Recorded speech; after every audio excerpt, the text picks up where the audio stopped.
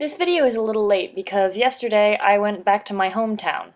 I was sad to see that they were destroying this beautiful old house, an old house that I have seen and known all my life. Apart from seeing the destruction of a house being absolutely amazing and sort of awe-inspiring in this weird way, it led me to some more weird thoughts about home.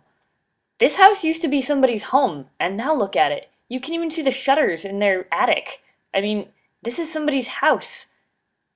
And this old house being torn down, this beautiful old house, is something that I've seen my whole life. It has no particular sentimental connection to me, except for the fact that it was just this creepy old thing sitting there the whole time I was growing up.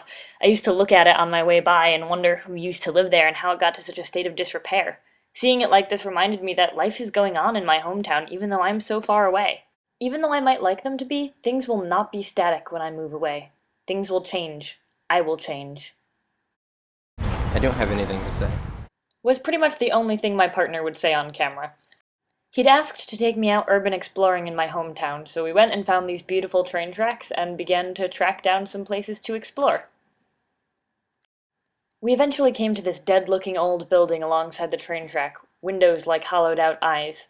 But it was surprisingly vibrant on the inside, covered with art and graffiti, scribblings, with a floor littered with leaves and empty spray paint cans.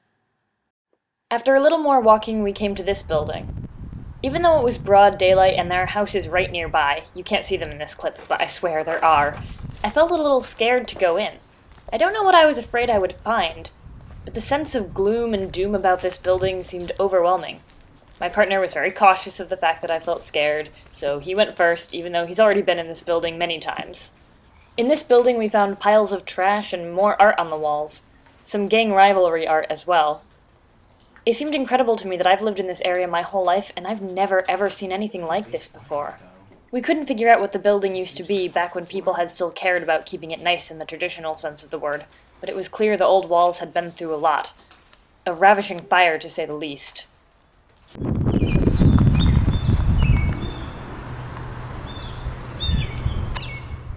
The sheer sense of abandonment made me think of every dystopian novel I had ever read, and it becomes more clear to me every day that we are living in a real-life dystopia. Especially considering the fact that I've lived in this area my whole life and I've never seen this before, never been to this part of town. But in spite of that, once I conquered my fear, it didn't seem scary anymore. It seemed like a natural part of life, especially since I had someone wonderful to explore it with.